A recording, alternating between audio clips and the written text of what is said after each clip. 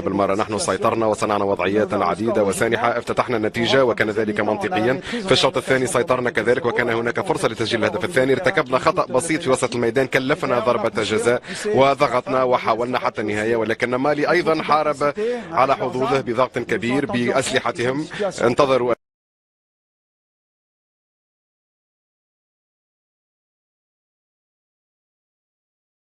اليوم أنه استنتجوا أن كل الفرق الهاي ليفل او المستوى الاول سوف تكون بهذا المستوى، اذا لازم يكونوا حاضرين.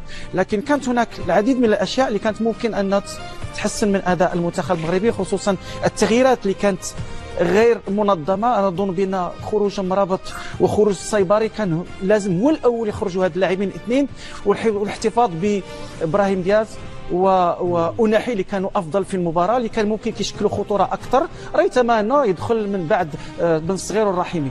ابراهيم دياز كان خطير في المباراه، كان دائما يلعب ما بين الخطوط، حابس لك ثلاثه ديال اللاعبين ديال المدافعين ديال مالي. بعد خروجه شفنا ان المدافعين ديال مالي هم اللي بداوا الان كيهاجموا علينا في المرتدات، لذلك فاظن بان التغييرات كانت شيئا ما غير مرتبه وليس في توقيتها المناسب، لان ايوب الكعبي كان ممكن يلعب مع النصيري كمهاجمين، ونشوفوا هاد المهاجمين سوف يكون تنشيطهم في عمق الملعب في دفاع المنتخب المالي. في الاخير كان هناك فقدان للتوازن اللي كان شكل شيئا ما خطوره على فريقنا، خصوصا في الارتداد الدفاعي اللي كنا شيئا ما. وكاين شيء اخر مهم جدا، ان المنتخب المغربي لازم ايضا يحسن من الاستراتيجيه. ما هي الاستراتيجيه؟ وهي الكره الثابته الهجوميه، لا نستفيد منها، ضيعنا فيها كثير في المباريات. معلومه نايل العناوي هو الذي حاز جائزه افضل لاعب في المباراه. مسؤوليه من هذا التعادل يوسف شيبو؟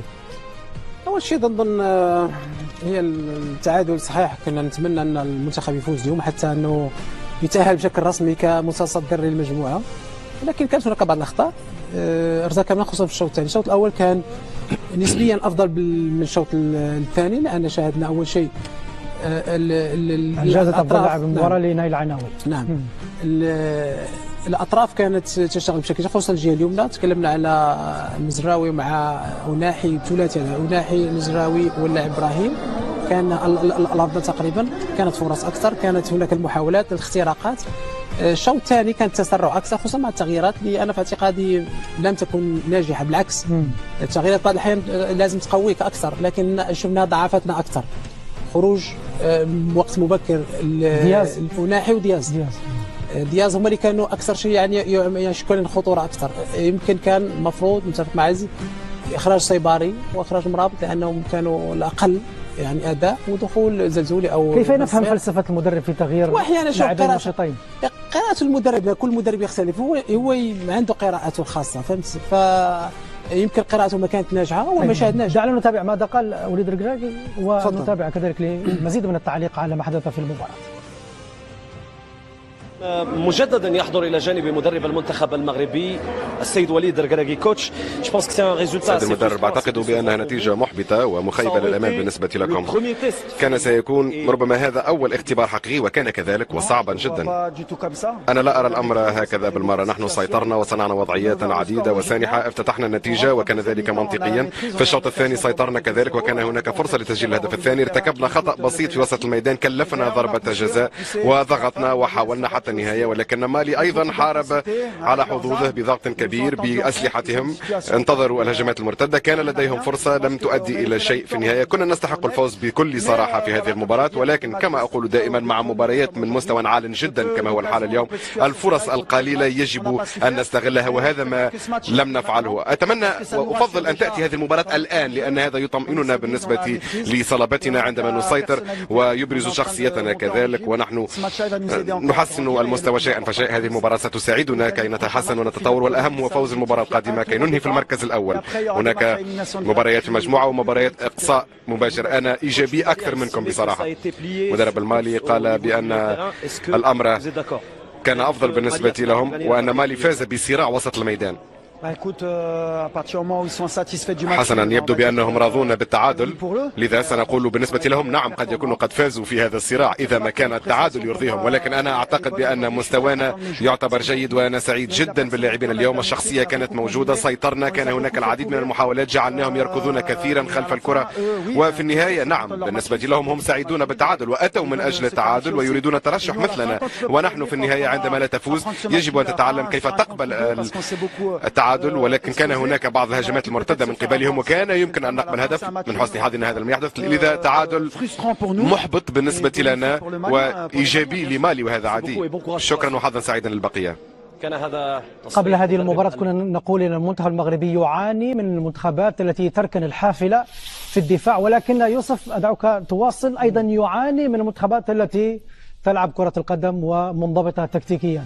لا، في مالي تكلمنا عليه قبل المباراة، أنا مختلف عن جزوق. هناك عناصر قوية وعناصر متمرسة ولاعبين تقريبا كلهم يلعبون في أوروبا، بالتالي عنده خبرة وعنده تجربة معروفة الكرة المالية دائما. لكن الشوط الثاني كان مختلف صراحة، ما شاهدناش أشياء جيدة خصوصا كما قلت بعد التغييرات، وهذه الفرصة قلنا هذه اللي لو سجلناها مع بداية الشوط الكعبي هذه سجلها الكعبي، لكن ما عرفت بطء في اتخاذ القرار، كان متاخر بعض الشيء. لو تسجلت هذه ستكون هناك مباراة أخرى، لكن ما شفناش الانسيابية دائما في العطاء خصوصا الشوط الثاني، الضغط، الفرص، التسديد على المرمى من بعيد، العرضيات. أنا أعتقد أن هذا اختبار.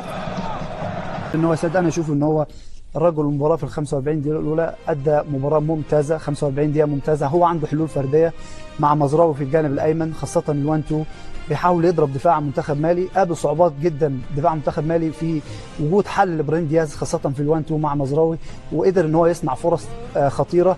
يمكن منتخب مالي ما عندوش حلول كتيرة، بيدافع بحوالي 10 لاعبين خلف الكرة، ما بيتقدمش بشكل كتير، ما فيش ولا كرة خطرة على دفاع منتخب المغرب ولا على حارس المرمى، ما فيش أي خطورة تماما. هو بس الفكر كله إن هو يطلع بكلين شيت ل 45 دقيقة الأولى، ولكن الحلول الفردية لعبت دور كبير جدا بالنسبة لمنتخب المغرب. يوسف، سأفشي سرا كان بيننا هنا في الاستوديو، كنت لا أقول خائفا ولكن متوجسا من ذهاب إبراهيم دياز لتسديد ركلة الجزاء. هل الطريقة التي سدد بها هي تمضي كشفت سرك، هي تمضي في إطار تألق اللاعب في الشوط الأول وحتى في المباراة الأولى؟ طبعا اظن نتفق هنا. ابراهيم كان احد افضل اللاعبين، ومثل هذه المباريات ان منافس مغاير للقمور، عنده لاعبين كواليتي، عنده لاعبين خصوصا فرصه ملعب في عمليه الضغط، وشاهدناه احيانا يضغط بشكل عام من الناحيه المعنويه، لكن الشوط الثاني يجب ان نواصل وان نسجل هدف اخر.